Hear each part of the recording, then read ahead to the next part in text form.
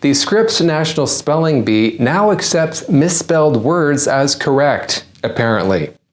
Women, spelled W-O-M-E-N, can now be spelled as W-O-M-Y-N. They're saying it is because in the Merriam-Webster Unabridged Dictionary, W-O-M-Y-N is a variant spelling of women used in feminist contexts since it omits the M-E-N ending. So now I guess at the spelling bee, if someone spells it wrong, they just say, hey, you know what? That's close enough. That spelling is your truth. If alternative spellings are allowed, instead of calling it a spelling bee, shouldn't it just be called a suggestion bee? If they're getting rid of the M-E-N out of words because of men, I find it curious that they haven't changed the spelling of menstruation. It's ridiculous.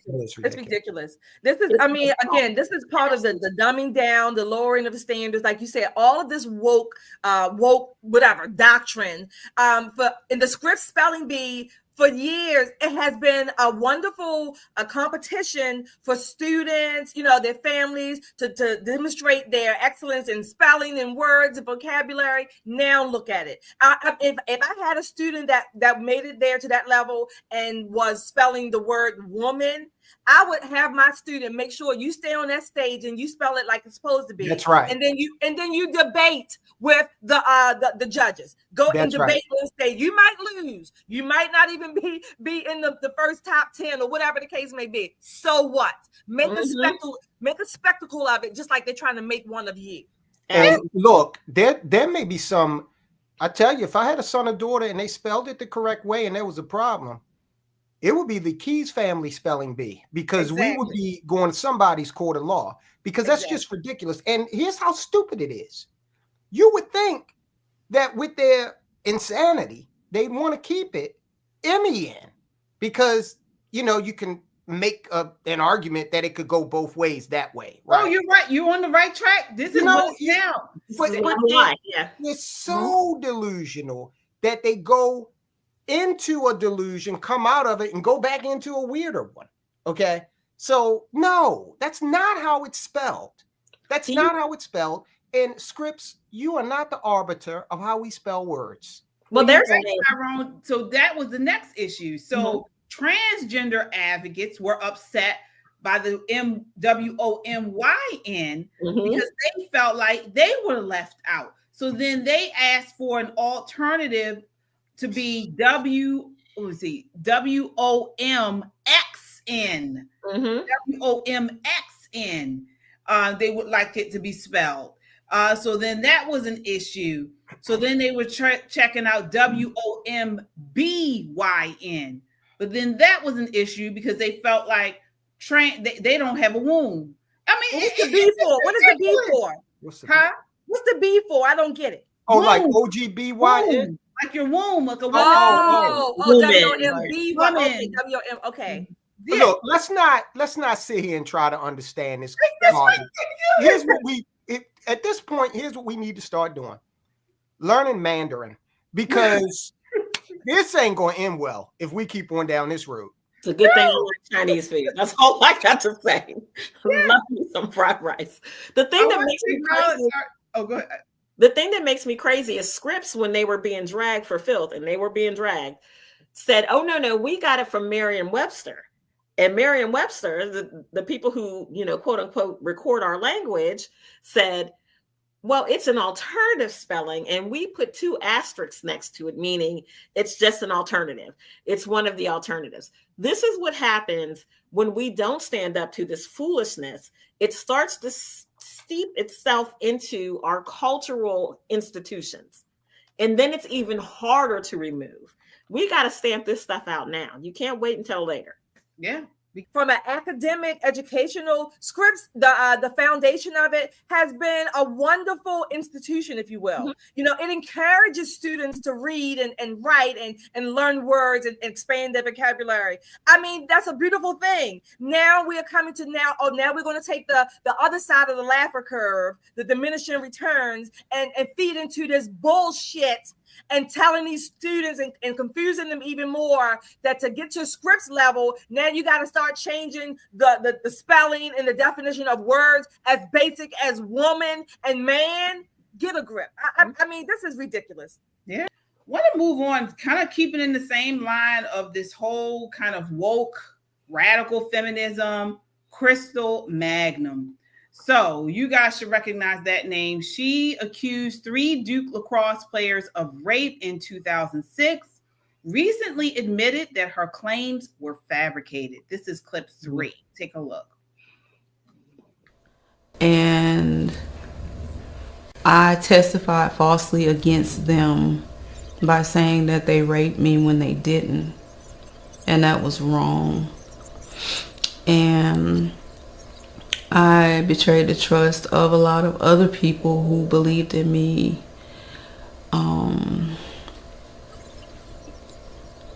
And made up a story that wasn't true because I wanted validation from people and not from God.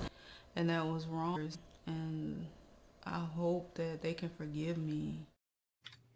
All right. I thought the key to what she said was she wanted validation from people and not from God. And this is what I said earlier. And it's the issue that is really the core of many things that we struggle with here.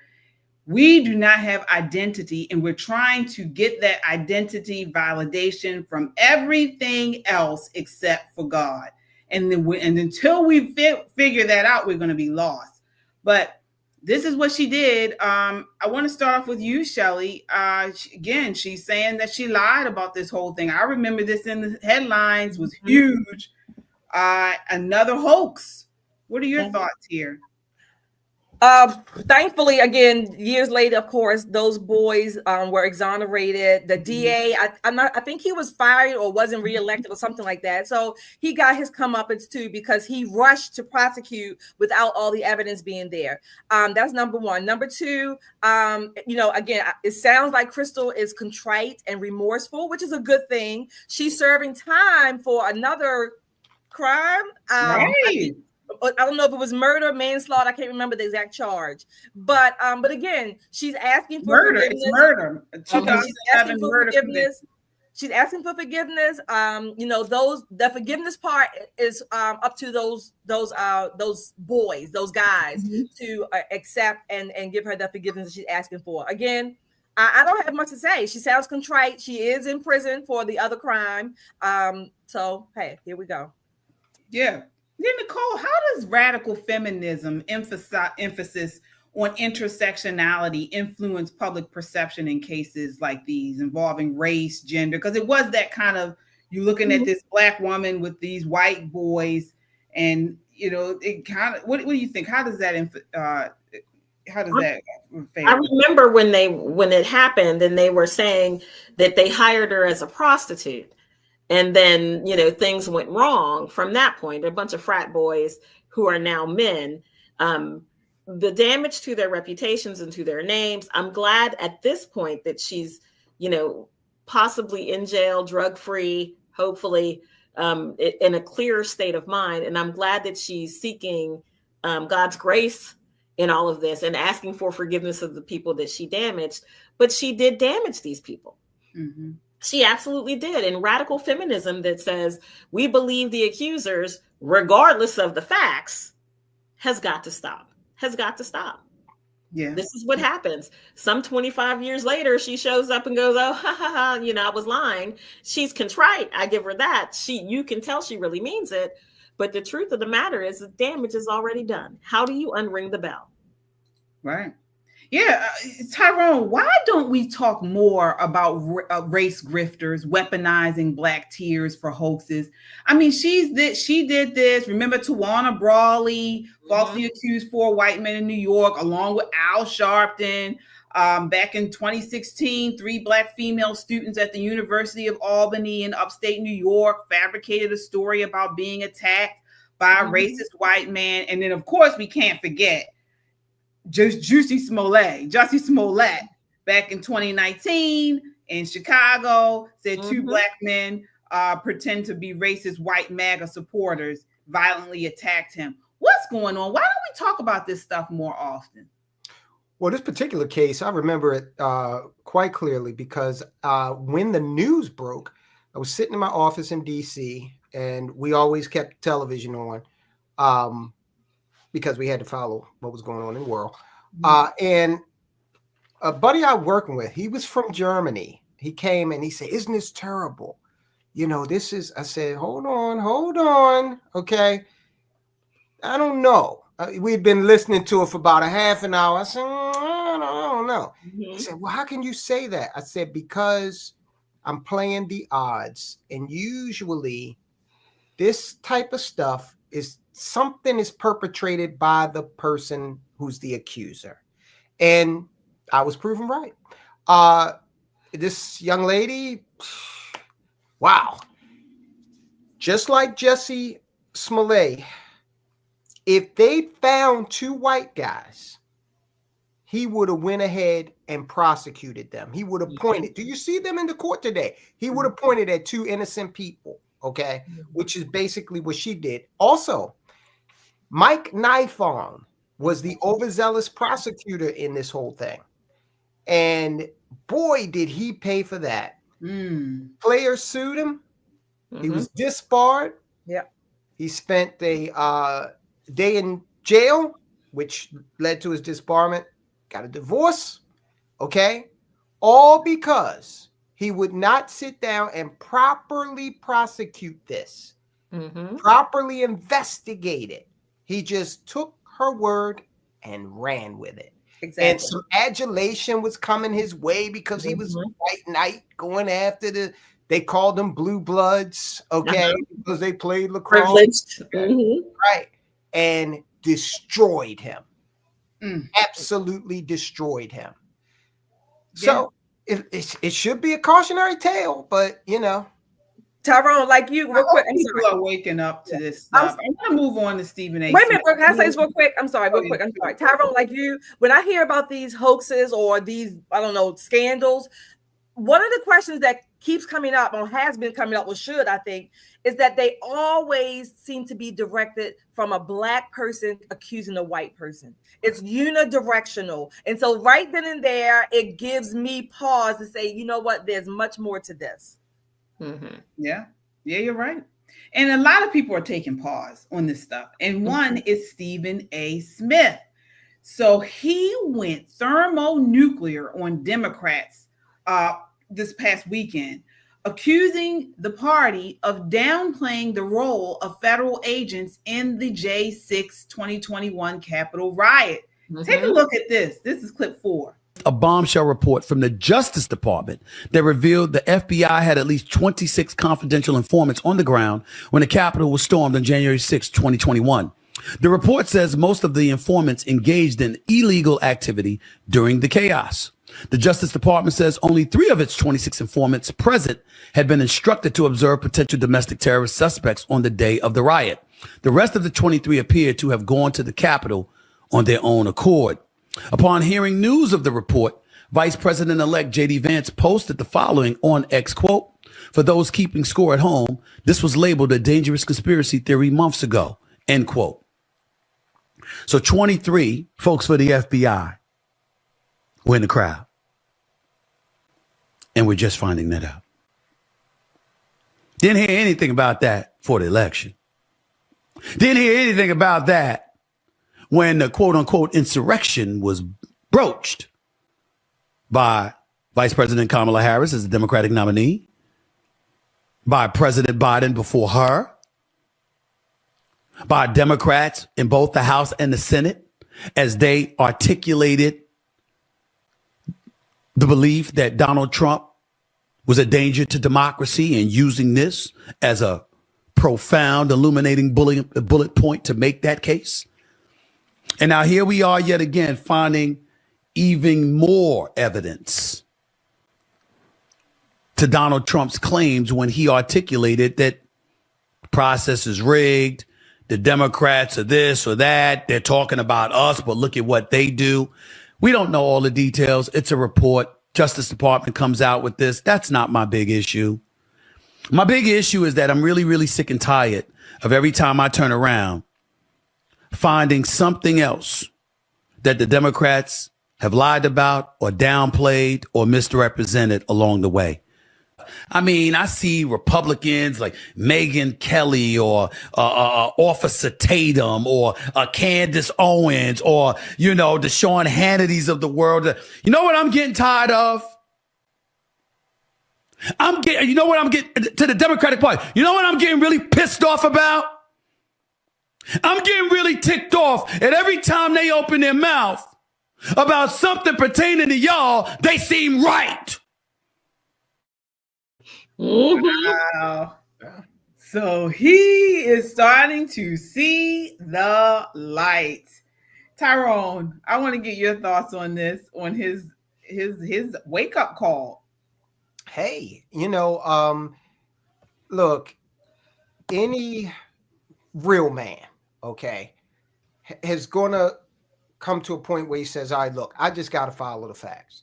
Now, they may not be facts that I like, but they're facts nonetheless. And apparently that is what Smith is allowing himself to do.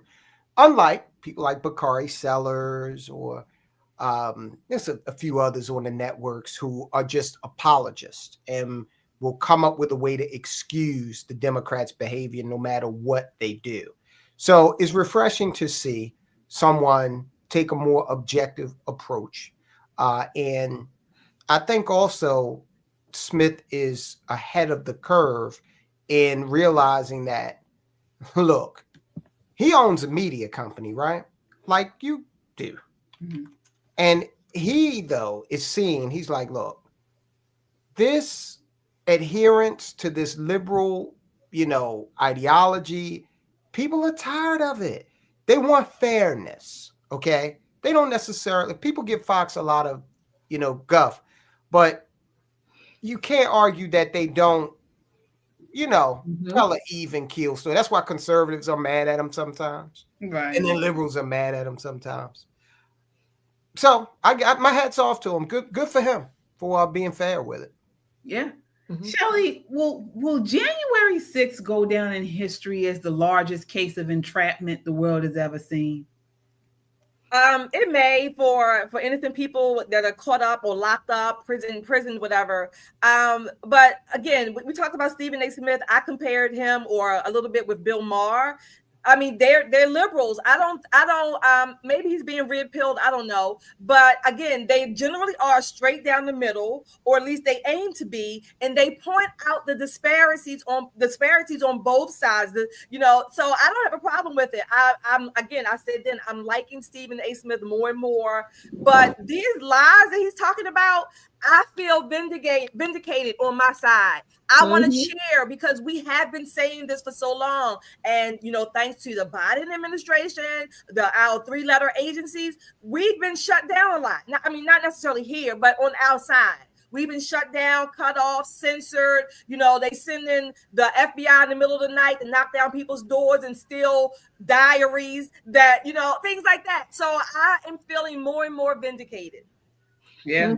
Nicole, what are your thoughts on that exchange? Let's see. I think it's a really interesting situation when we look at Stephen A. Smith. He is one of the guys who does not have a vested interest in carrying the waters for the Democrats. His livelihood doesn't depend on it like Sellers and other people. But I do appreciate how angry he is at having been lied to, not once, not twice, not 3 times. Now he's sitting back going, well, what really is real? Mm-hmm. Because everything you said to me, everything you swore to me over the course of the last 3.5 years is absolute falsehood. Absolute falsehood. And let me tell you, January 21st, when the lights come on in these federal office buildings and the truth is going to be told, there are going to be a lot more like Stephen A. Smith. Now, will it be enough for him to leave the party that he sees as a big part of who he is? Mm-hmm. I don't know, but I do know it'll make it harder for them to sell him another line of BS.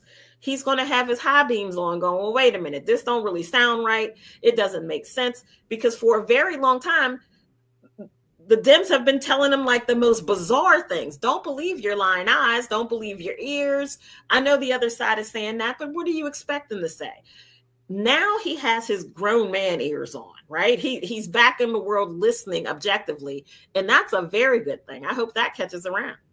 Yeah, and I think we had a comment here, super chat by Mark Slater.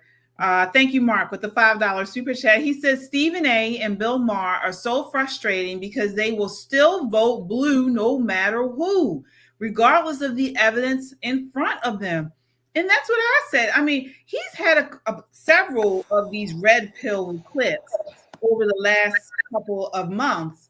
And then, but he'll go off on this, tangent, talking about, this rant, I should say, talking about what the Democrats have, how they have lied, how they have misinformed, things like that. And then he'll say, but I still voted for Kamala. Mm-hmm. That's right. What? It's a part of who he is. And he sees that as a part of his personhood. And that's the problem for some African-American voters, for some Black voters. They don't see the Democrat Party as a choice. They see it as a legacy. They were born into it, like a religion. They were born into it.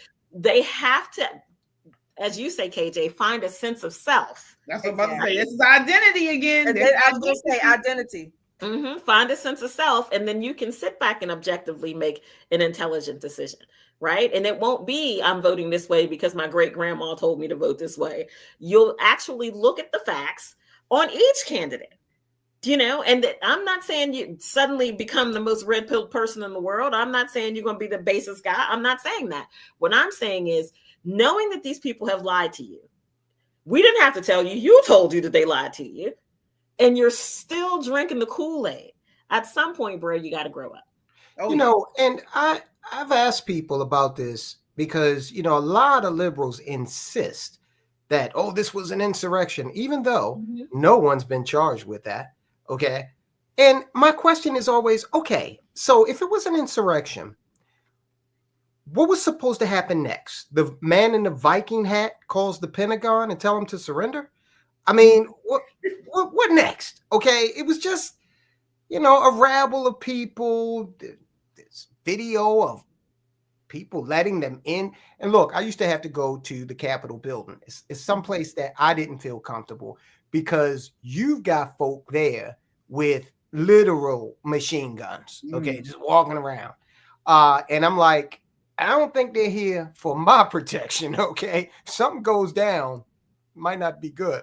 But the whole thing was a lie.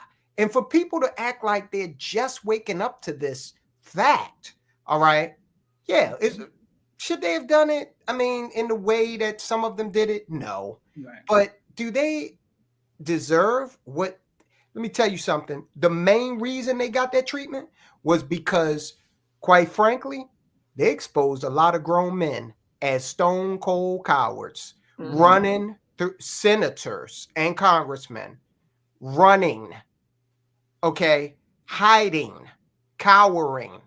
And I talked to a buddy of mine, and we're both from Baltimore, and we both agreed, hell, there would have been 12 dead and 188 pallbearers because we wasn't going out like that, So, well, that's the real reason is because they showed a lot of people. They embarrassed a lot of people. Oh, I see what you're saying. Yeah. Of I think it was 1,068 convicted, 60% went to jail, and 14% were subject to house arrest. The DOJ acknowledged that 5 people convicted actually ended up serving less time in prison as a result of the U.S. Supreme Court decision that overturned the widespread use of 18 U.S. Code 1512 C2 that allows for punishment of up to 20 years imprisonment for disrupting an official event. That was all according to the U.S. Department of Justice. So, but it mostly were misdemeanor offenses. There were some felony offenses. But again, this is what it's about, getting to the truth. And that leads me to this next topic, ABC News, forced to pay Trump millions. It says here, According to CNN, ABC News has agreed to pay $15 million to President-elect Donald Trump's future presidential library to settle a defamation lawsuit. It stemmed from an incorrect statement made by anchor George Stephanopoulos during a March 2024 interview where he inaccurately stated that Trump had been found civilly liable for raping writer E. Jean Carroll. In reality, Trump was found liable for sexual abuse, not rape, under New York law. Shelley, what did you think when you heard this? I laughed. I told y'all November the 5th or the 6th, I am not ready to forgive. So I laughed. These people, the ABCs, the NBCs, these are the same people who cheered when Fox was ordered to pay Dominion that huge lawsuit, right? That settlement. So for George Stepp, I mean, he probably needs a few steps to get his height up, but I think he is embarrassed. I think he's embarrassed. I just laughed. I laughed, and I'm glad that President Trump sought out this lawsuit. I'm glad, and I hope he has many more for these other 3-letter news agencies. Yeah. Be leaders ourselves. Black women are being used by the Democrat Party. All of these socioeconomic indicators are in the negative, particularly for Black people. They want mob rule. When Trump was in office, please somebody tell me what act of dictatorship did he perform? She has Donald Trump's hair on top of her head. And she's sitting here talking about brown girl this, brown girl that. Because she's a Black woman. They would ask her how to spell her first name and clap like sea monkeys. Oh, yeah. Whoa. Yeah.